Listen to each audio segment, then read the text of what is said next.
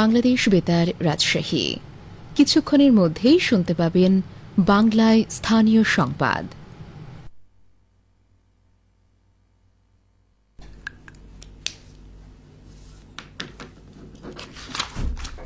আসসালামু আলাইকুম।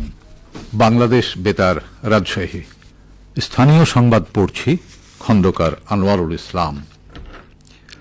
ঢাকার হযরত শাহজালাল আন্তর্জাতিক বিমানবন্দরের 1 কিলোমিটার উত্তর এবং 1 কিলোমিটার দক্ষিণ পর্যন্ত নীরব এলাকা ঘোষণা দিয়েছেন পরিবেশ, বন ও জলবায়ু পরিবর্তন উপদেষ্টা সৈয়দা রিজওয়ানা হাসান।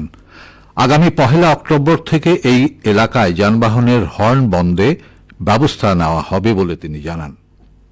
গতকাল এক ভার্চুয়াল সভায় সভাপতির বক্তব্যে সৈয়দা রিজওয়ানা হাসান এসব কথা বলেন। বিমানবন্দর এলাকায় সিঙ্গেল ইউজ প্লাস্টিক এবং হর্নের ব্যবহার বন্ধের লক্ষ্যে এই সভা আয়োজন করা হয়।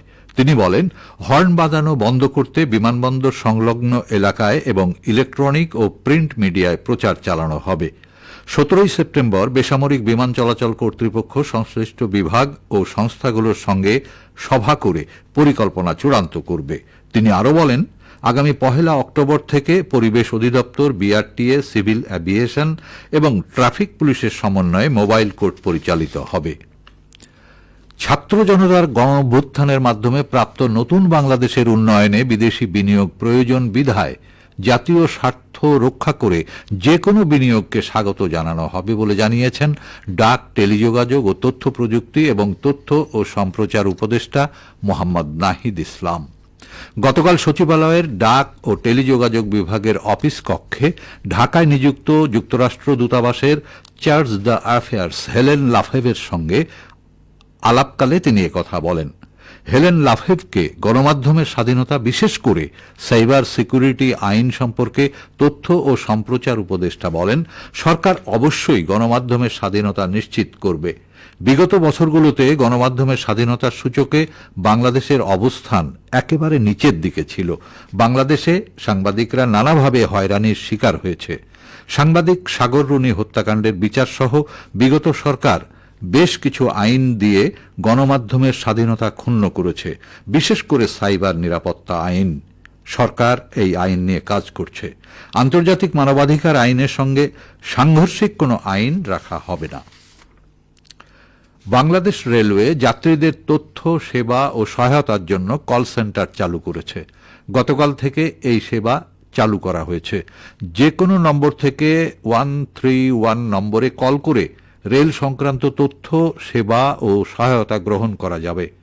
বাংলাদেশ রেলওয়ের পরিচালক মোহাম্মদ নাহিদ হাসান খান বলেন, সেবা হিসেবে কল সেন্টার যাত্রীদের মূল্যবান পরামর্শ রেলওয়ের এ সেবা কার্যক্রমকে আরও সুষ্ঠুভাবে পরিচালনায় সহায়তা করবে।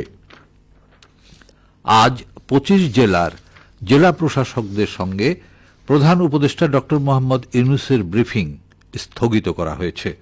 এছাড়াও 9 সেপ্টেম্বরে পদায়নকৃত এসব জেলার ডিসিদেরকে নতুন কর্মস্থলে যাত্রা না করার নির্দেশ দিয়েছে মন্ত্রিপরিষদ বিভাগ। গতরাতে জেলা প্রশাসকগণের জন্য দেয়া 2টি বার্তায় মন্ত্রিপরিষদ বিভাগের জেলা ও মাঠ প্রশাসন অধিশাখার যুগ্ম সচিব মোহাম্মদ খোরশেদ আলম খান এ তথ্য জানান। উল্লেখ্য, গত 9 সেপ্টেম্বর দেশের 25 জেলায় নতুন ডিসি নিয়োগ দেয় সরকার। জনপ্রশাসন মন্ত্রণালয় থেকে এ সংক্রান্ত 2টি প্রজ্ঞাপন জারি করা হয়েছিল। এছাড়া গতকাল দেশের আরও 34 জেলায় নতুন ডিসি নিয়োগ দেয় অন্তর্বর্তী সরকার। নাগরিকদের স্বাচ্ছন্দ্যে রাস্তা পারাপার ও দুর্ঘটনা রোধে রাজশাহী সিটি কর্পোরেশন কর্তৃক নির্মিত 6টি দৃষ্টিনন্দন ফুটওভার ব্রিজ জনসাধারণের জন্য উন্মুক্ত করা হয়েছে। আজ সকালে লক্ষ্মীপুর মোড় ও নিউ গভর্নমেন্ট ডিগ্রি কলেজের সামনে ফুটওভার ব্রিজের উদ্বোধন করেন সিটি কর্পোরেশনের প্রশাসক ও বিভাগীয় কমিশনার ড দেওয়ান মোহাম্মদ হুমায়ুন কবির। উদ্বোধন শেষে তিনি ফুটওভার ব্রিজ পরিদর্শন করেন। এছাড়া আজ আরও 4টি ফুটওভার ব্রিজ জনসাধারণের জন্য উন্মুক্ত করা হয়েছে। সেগুলো হল অগ্রণী স্কুল অ্যান্ড কলেজের সামনে, নওদাপাড়া বাজার, তালাইমারি ও বিনোদপুর বাজার এলাকাস্থ ফুটওভার ব্রিজ।